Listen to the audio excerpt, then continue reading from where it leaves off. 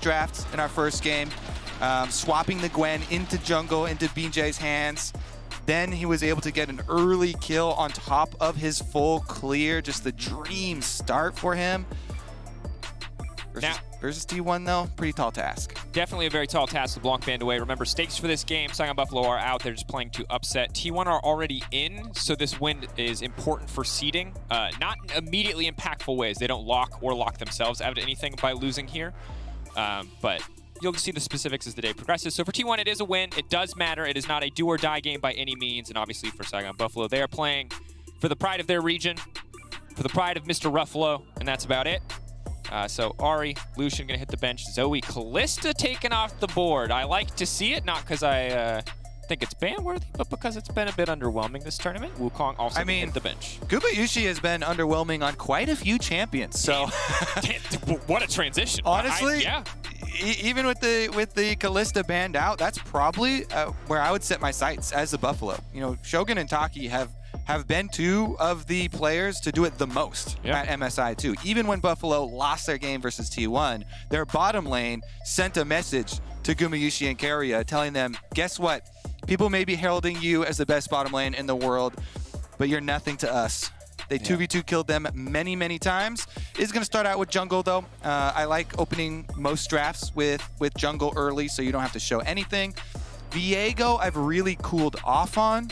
I actually prefer the Lee Sin side of it, though. We'll see what Owner goes with. He has pulled out multiple Vi picks as well against them, so we shall see. Interesting to track. Of course, I like it in the sense that you are taking away from Owner, who I think has been the best performing Viego alongside Wei. But Wei, though, Yeah, Wei and him. He and Wei are obviously the two that I would like, okay, you can always pick this. Everyone else, it's a bit more of a question mark for me. But the Gwen, no surprise, Gwen, again, feels like the premier safe blind pick top laner. TF, don't love it, but it is an incredibly powerful champ. To you, has TF been a bait pick? Because this has been a debate going around. I definitely love having that map priority, being able to go up, especially to a Gwen lane, get early pressure up there, or protecting Gumayushi and Keria. But it has not found that much success and has had so many answers. You know, Silas, Galio have had significantly more success. And if the Buffalo lock-in Camille plus Galio combination, that is definitely one of my favorites. That is so easy to use, so easy to coordinate. You don't even have to say anything. The entire team knows. Jump in, go straight towards this Camille Galio combination. You will be able to delete a carry. Yeah, now we can see Xayah would be the best possible answer to this. It's one of the few that has anything to say about that combo. Exactly. It's like, please let me get my R off. Well, and I think this makes the Viego better as well, this combo on the opposite side, because it's so much more likely that you just blow someone up to start the fight. The Viego can get resets and keep things going, and we've seen Viego's opting for more tanky builds. Obviously, Divine Sunder into some sort of tanky item. Some people with the more aggressive Death Stance option, some people with the less aggressive Dead Man's Plate. But Ezreal, Rakan now going to get taken off, wanting to limit some of the defensive options from the side of Saigon Buffalo. But I would love to see something explosive. We know we have the Saigon Buffalo top side, or at least can assume that we do, short of the Galio support pick. But I would really love to see some crazy aggro bot lanes up against Gumayushi and Keria. I mean, Tristana is floating around here. With the Ezreal ban, though, Kai'Sa following up on these combos is always great when you have dive. Kai'Sa, one of the best to go with turbo dive. Senna's probably a better ban to take away. I really feel like there's so much you can do with a Senna, and you could even flex around this Galio too. A fed kind of bottom lane support Galio, getting extra money would give them more options. So Senna ban, I actually really like that. Ooh, Ouster. I'm riding a little bit high on the Nocturne performance last game, and I see the amount of semi-globals, and I see the potential here for an Owner Nocturne. I just want to call it out. Nocturne is another way where you can actually have some counterplay against Camille Galio. Because if you use it really early, then you can deny the initiation from that team, and it gives you an opportunity to try and use your double combo with Twisted Fate plus Nocturne. So I do like that call out. Doesn't seem like it's going to be the direction that T1 want to go, though. Poppy, obviously much more utility-focused champion. Love having the steadfast presence. Didn't love it with the G2 comp. We didn't have any priority ejections with the champ. Didn't have really any interrupts either. So hopefully for T1's sake, Owner can have a better use of it this time around. There's our Kai'Sa for the dive to really complete the turbo dive comp. and give Shogun a lot more possibility for getting that spotlight. We've already seen with his play. He does not hesitate to jump in with the killer instinct, no matter what AD carry he is on. Ooh, and to round it out, we would love some more initiation. Some Nautilus action would make perfect sense. But it's going to be full team fight. I like it so much. Because, Kobe, here's the problem with Nautilus. Gwen, immune. Xayah goes up in the air. It stops so many of the characters that you want to hit can ignore the Nautilus. But if you get those cooldowns out of the way, then Galio Camille, is in the open, is free. I do love, Taric, though, just gives you more time to utilize it. It's like, okay, we're locking you in the cage, and then we're also all immune to damage. I like it, and I like strapping a stun to the back of a Kai'Sa a lot, especially in mid-game, especially Twisted Fate. Yeah, he gets to hold most characters at an arm length, but a W hits him from downtown, a Kai'Sa zooms in with a stun on her back. It's a dead TF. Very good second counter initiation pick here, though, with the Renata. Renata best picked into full dive teams, best picked into melee-heavy teams, and this is definitely that. You will get very good use out of this ultimate. Kerio was one of the first players to jump on this champion, started spamming it, so excited to see what he can do with it. Similarly, often we've seen Shogun and Taki get very aggressive early on, and there's still the potential to do that, but it's going to be very hard past any full all-in, with flashes committed for Taric Kai'Sa to do a lot against a Renata Xayah lane, because they just have the range advantage. Taric very good into melees historically, but against range champions is going to have a hard time hitting minions to stack up Q stacks so he can keep his support healthy, and obviously very mana-hungry champion as well. Yep, they're pretty much building fully for the team fight. It's a team fight. Every member over there is looking at team play, forgoing the ego. Drop the ego, Daniel. You don't have always pick for your lane matchup. Is that for the team? Is that what we learned from the EG win? Was don't pick for confidence? No, play on the ego. Pick for ego, baby. Here we go. Remember, this game, not big stakes for either side. However, T1 can stay in the running. There is some chance that they get a tiebreak for first. It does require RNG to lose both games and T1 to win both games. So there's a lot of complex scenarios if you want to track them at LOL Esports Stats on Twitter. There's a foldy sheet you can follow along with at home. We won't get into the nitty-gritty of scenarios. Instead, we'll focus on what could be just an absolute banger, even if the stakes aren't there. To me, the stakes of beating Faker at an international competition in a game is pretty good stakes in itself, especially for a team that's so young, like we said for the Saigon Buffalo here. Youngest average age team at the entire tournament. If you put beat Faker at MSI on your resume, it's definitely, that looks good. You put that one towards the top, I'd say. Yeah, I mean, the thing is, once you're not in contention for the next place in the tournament, you're like looking at the bounties, and there's a permanent Faker bounty. You beat Faker, that's like 100 career points. Everybody wants that on their resume at least once. Rookies on there for sure, career too. Career points. Love it. I don't know how. Is this going to be a new currency that we have to spend? Yes. Oh, Froggy punches him over the wall, but Faker hot on his heels. Ooh. Card after card after card. The movement just outside of the taunt area. Dracos, where are you, my friend? I'm smashing you in the play-by-play commentary. You're unleashed. I mean, I'm just going to lead. Hold on. I'm just going to. You just do both. Honestly, though, Froggy has been so impressive in the last couple days, especially there for the Saigon Buffalo, and a big part of why they're on this recent surge, and they're feeling so much more confident now. I love even going for that early trade where usually you leave it to the TF. Stun to carry is big, getting a little bit of a fire back here. And I think it's a good call out because I think we had the PCS and the VCS had some similarity in terms of expectations where we weren't really looking at the mid laner or the mid jungle to be the big difference maker, especially after Shogun and Taki were so incredibly explosive. But it feels like both of those teams, both of those mid laners, have really stepped up over the last few days, and we'll see what they can do. For now, obviously, TF Galio, outside of 8 or 9 sequential auto attacks play-by-play casted by Kobe, is not an entirely thrilling mid lane matchup. It's mostly about the minions, much less about the champions, at least for a few levels. But we'll see. Maybe Froggy can use that Predator to get out of lane. Yeah, I mean, we saw Xiaohu do magical things with the Galio, not even involving the ultimate, just with the roams with the rest of his team. But as you also highlighted, there are less exciting pieces on the other and the playmaking, positions on the map. For junglers and supports, both of these supports Well, never mind. Hold that That's back. a kill. Doggy flashing back. Otto gonna go down. Carrier grabbing the kill. Tarek there for the team fight, but the lane phase is hard. As I was saying, Carrier monster with the Renata, and topside the action continues. Zeus, good magic damage shield coming in from the adaptive defenses. 3 stacks 4 now. Zeus can get a little bit of health back. BJ should just be able to grab this one. Zeus is trying to move in and get the kill. No, why did you walk in, Osmed?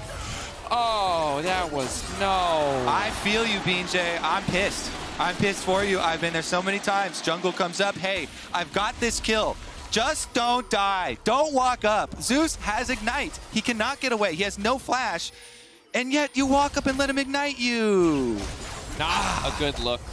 I feel that so, Zeus. man. But Osmed, bit of an it moment there. Sadly, good news is the Viego has been snowballed. He's ahead in camps, and now he's got a kill as well. Perhaps they can go for the rinse and repeat here. A little bit of redemption. Hook shot, wall dive in. Zeus quick on the skip and slash to walk away. Oh man, the movement. He just walks between them. Sup, clown? I'm gonna school you again. That's what. For a proc.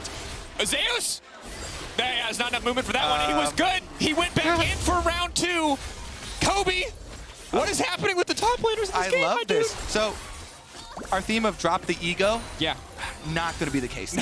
Every lane but top lane, yes. But top lane, the ego is alive. Osmed walks back in for no reason. I think Zeus walks back in. I think even top laners would agree that top laners have the biggest ego in League of Legends. It's either that or AD carry, I feel like. I think we need to get a poll up. Bigger egos, AD carry mains or top lane mains? Honestly, I feel like it's the top laners. And we saw it swing both ways there. Zeus goes back in. Wanted to make him look silly again, but in the end gives the kill back. And you can't be giving money over to the Saigon Buffalo. SKT still have a fairly comfortable lead, but now 2 kills onto BJ. And last time BJ got this much success early on, he was on the Gwen, and they won the game. Kobe, I've been informed we actually cannot get a poll for bigger egos between AD carries and top laners. Well, I'm just going to be the only vote then. Since there's 2 of us here, we both get to vote. Here's the poll. I vote for top laners. Don't do this to me. What's your vote? What's your vote? I'm being peer pressured into top laners, but I feel like in game it's the top laners right now, but from speaking to players, AD carries. That's what I thought. They like a lot of resources. That's what I thought. You know? All right. I was bullied. That's what it was. Yeah. Okay, so the real answer is it's us junglers, and we're just like. It's always about you guys. I'm projecting hard right now, huh? Okay. Meanwhile, it is going to be a tale of level 6s for the mid lane. Finally, we get to unlock some of these playmaking mid lane abilities here. Ultimates available for Froggy and Faker. They're trying to bait. They walked up. Maybe faking the roam, hoping to catch Faker. I'm a frog. I'm a chicken. What am I? It's hard to say. It's a frog in a chicken suit. That's the true answer. There you go. That's a biology class experiment I never did. All right, Owner comes to play as well. Who's going to bait who into a fight? Looks like it's going to be top lane again. Early moment here. Faker is halfway up the river, though, and that's far enough for Twisted Fate, so BJ knows he can't go for it. And big. I feel like BJ really wants that level 6, obviously the ability to be unstoppable, and that ultimate gets him out of so many difficult situations. So we'll go back to his clear. About even with the Poppy now, but obviously way ahead in gold in terms of kills. And as expected on the bottom side, Taki does continue to suffer. Range advantage for T1, champ advantage for T1. Tarek is... Bottom lane Canyon, what the heck? We're having fun, Daniel, looking at the top lane. Guess what? Looks like, ego or not, Gumayushi is turbo blasting bottom lane after the early kill there from Keria. My God, and I got that CS. Yeah, I don't want. The problem is the champion. Taki can't, and thus the enemy team just AFKs. Tarek just does not do anything against these 2 champions. He dies under tower. He dies under tower. What was that? He builds a tier. He took the handshake. Yeah. You don't want a handshake. You want to stay away as the Tarek. So things might get a little bit better once we get to level 6, once there could be some jungle attention down on the bottom side. But for now, red buff taken away. Bija, no, yes. Does manage to get it. Owner wants to knock him into the wall. Knock back on the blast cone, though, is huge. It allows him to just ult out to safety. But here comes Faker. Faker going to be isolated in the 1v1, though. BJ, if he sees this opportunity, maybe they can get something done. Galio coming in as well. Froggy instantly going to retreat. So the saddest part about that play is that now with both mid laners using their ults, we are less likely to get our exciting play on the other side of the map, but Owner wants to continue on the play. Level 6 Poppy coming in hot. Could be big. Stealing the blue buff away from the Galio is impactful. BJ is going to take that one out quickly. All sides retreating down to the top lane tower, and Faker can roam back to mid lane. Renata's there as well. Carrier roaming up. Taki coming in too. So Froggy has no teleport, so this not only gives Rift Herald priority to start for T1, actually they call that one off, but it allows Faker to push that mid wave in. So again, it's going to be a support absorbing a mid lane experience as Taki has left the bottom lane. Decided the best way to fight a double range matchup as Tarek is to leave. Which I think is the right call. Except he does need some XP, and he's going to have to take it from somebody. You know, Shogun's going to get that time to farm isolated. The difficult thing right now for Saigon Buffalo, while they are going even in kills, is that Hosmed might be in trouble here. Flash in, Owner going to knock him into the wall. Good Camille ult in response, but here comes Zeus. Hosmed gets burned down. Clean kill pickup for T1, extending the gold lead to 2,000. All right, this is going to be a difficult Gwen to deal with.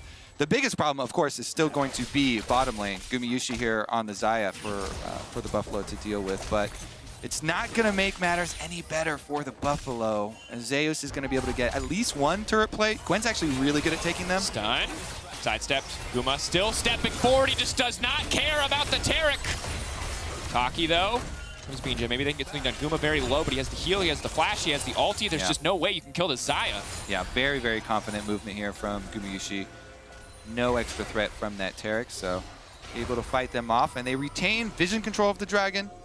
Not gonna overplay their hands, but it is gonna be another shove in here for the T1 bottom lane. And I mean, Shogun has very little mana also to stick around with. It's hard for him to clear waves. Galio though, Galio roaming halfway down. Maybe Froggy can cover something. BJ goes straight in. He's got flash ults.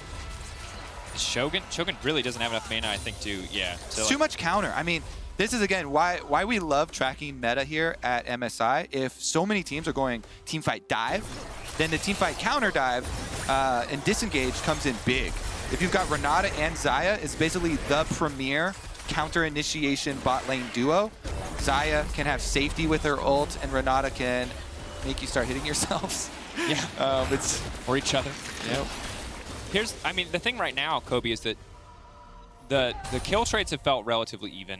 And admittedly, top side was super bloody, but also super messy. But bot side is just building such an individual crushing advantage. And yes, BJ is strong. 2-0-0, ahead in CS. TY MasterCard. But MasterCard, as you're highlighting now, that's a gale force for that Xayah. Carrier and Guma are going to be such a massive, massive problem for Saigon Buffalo to deal with. We know that their composition is built for team fighting, but the way T1 is playing right now, their lead may be insurmountable before we even get out of the laning phase. I for sure would bet a large sum that the first Gale Force from Gumayushi is used towards enemy champions, not away from them. It is used for the burst damage. Let's take a look at this one, though. I might be eating my words because Brush Gank. Area. Smells him. Smells What's up, Viego? You know, I think Viego would have like a rotten kind of smell, you know, all that undead action going on. I thought he'd be kind of scentless, but that is a good point. Yeah. Carrier, the fact that Carrier can smell that through the gas mask, though, is very like he has to be very stinky. Actually true. Carrier. What else can he smell? That's the question. Another handshake knocked into the wall. Hosmed. Ooh, so much burst damage. The Camille in trouble now, but they're kind of out of damage at this point. Taki coming in. Is he going to be forced to use the ultimate? Faker coming into the backside. Hosmed going down, but are they going to focus on Taki instead? Level 6 Tarek. Got him. They will back away, but now it's just more free time for Guma to farm on the top side of the map and take a few more plates.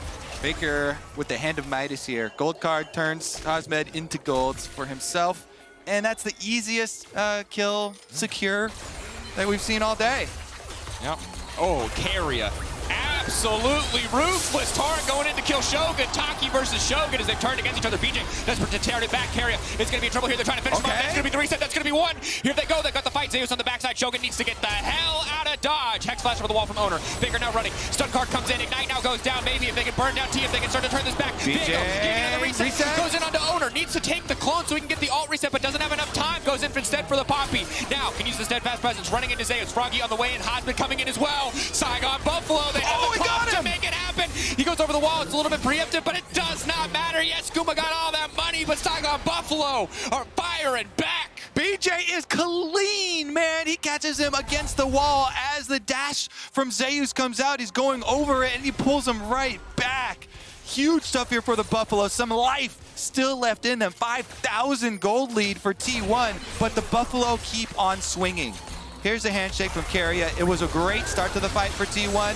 They take down Taki at the hands of his own laning partner, but the Galio comes in and VJ says, we can't continue to take this abuse. So they go for the kill. They get the reset for him. Kaisa, Shogun, use the killer instinct to secure that one. He has to flash forward. Still is going to get gold carded at the tower, so he goes down, but it means that VJ gets alone time with Faker, takes him down, and then wants to finish off Owner instead of taking the time to pick up the soul, because then he'd be stuck there for too long. So chases him down, goes back here. Perfect timing on that charge into the wall, because if you get more than 50% of the way through with the dash there on Gwen, already safe over to the other side, but he snaps him back, punches him into the wall here on this side, and some hope there for the Saigon Buffalo. T1, though, unperturbed, right back to business as usual.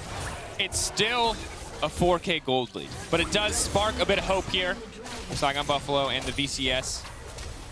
They continues pushing on the bottom side. Obviously, no surprise CTF individually ahead, as he's going to generate a lot of money. Also has the kill advantage.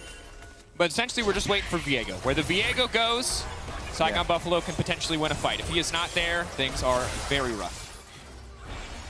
This is a true test of Viego as a champion, you know. This one, I feel like, if he can pull this off and do some reset 1v9 action, then I'll be a believer forever.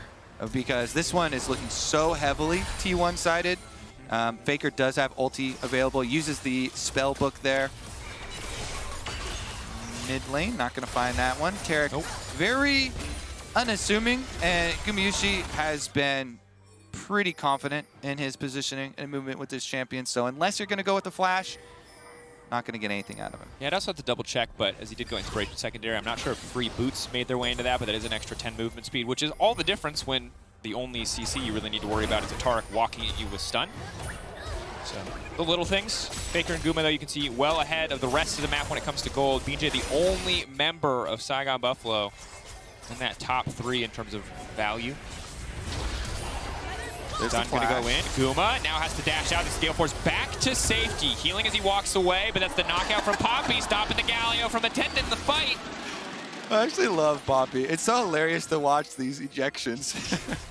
Sir, you have had too much to drink. You must leave. That was the biggest leapfrog I've seen in a while. Straight back to base. VJ wants to go for the dive, though. Stun over the wall. Still has his ult.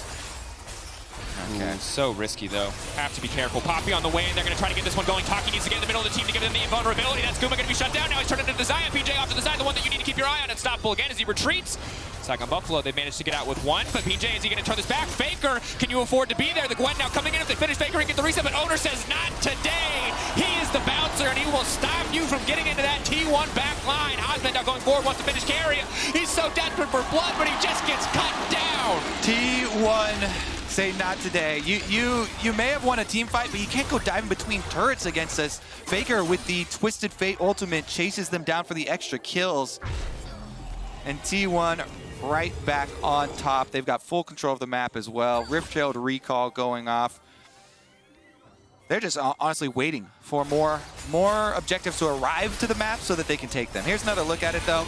They go for the full combo inside because Gumayusi already used his ult.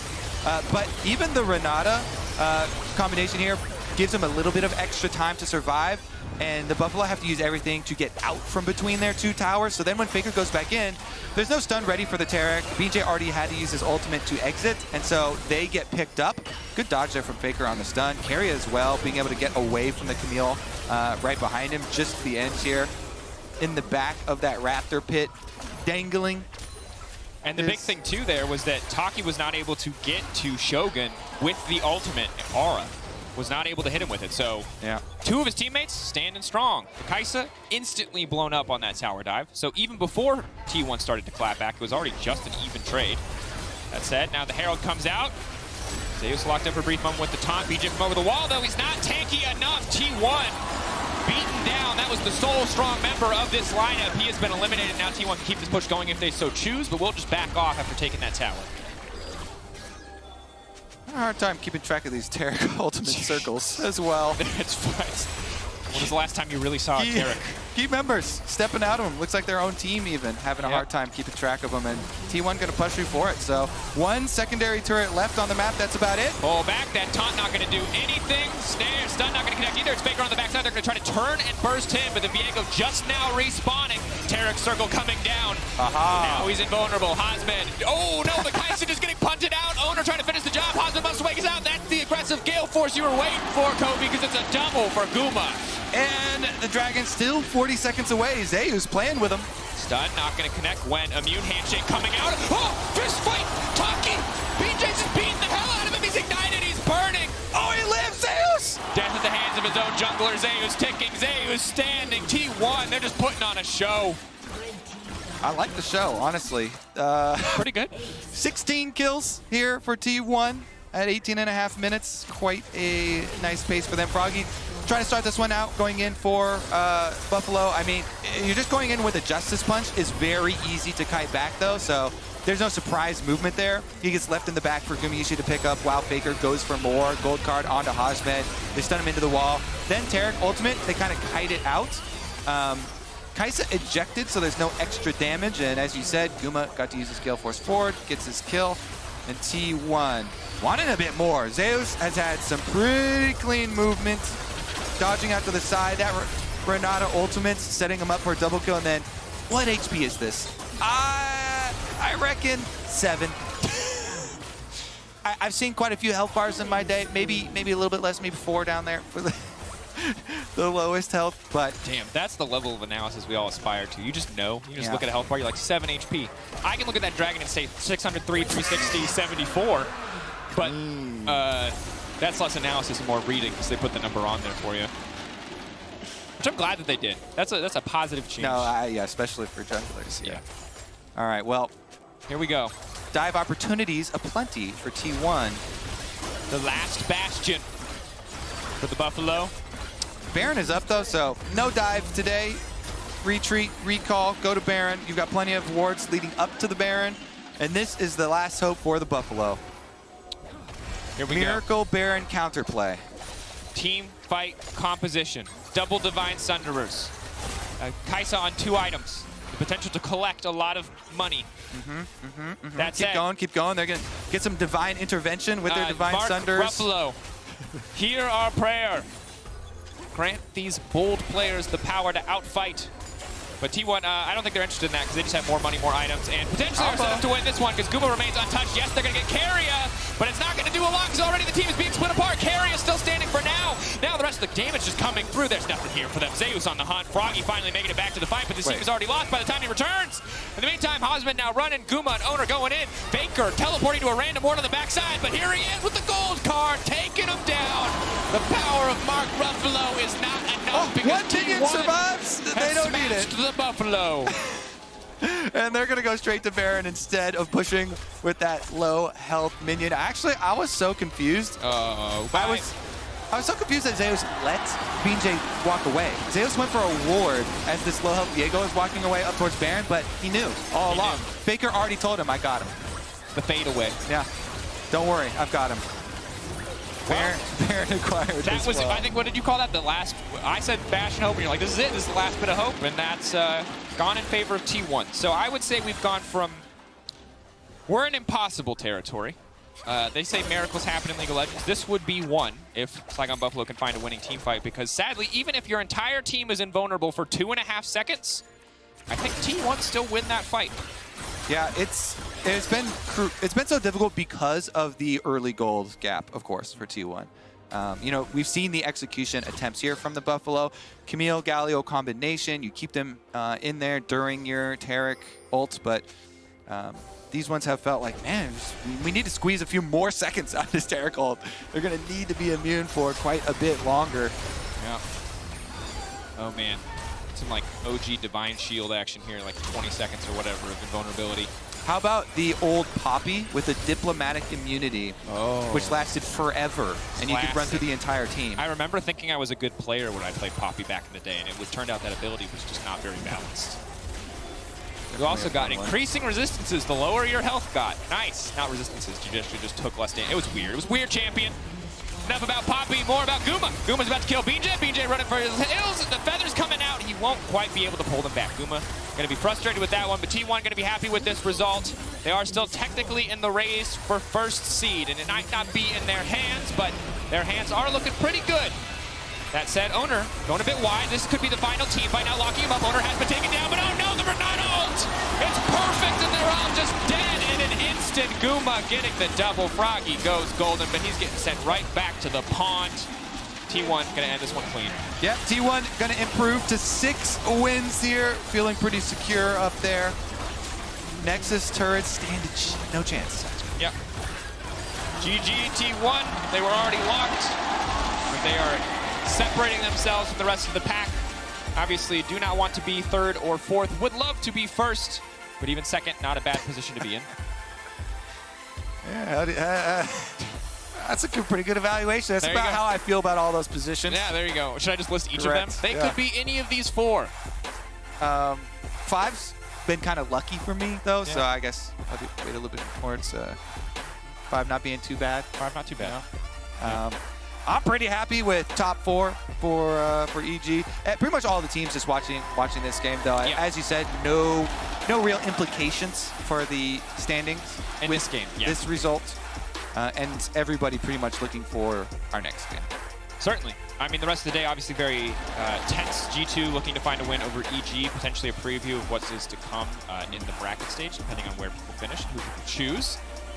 Additionally, PSG, RNG. If RNG win that one, G2 are through. If RNG lose that one, G2 need to fight for their life against EG. Makes that one a do or die. So a lot of stakes.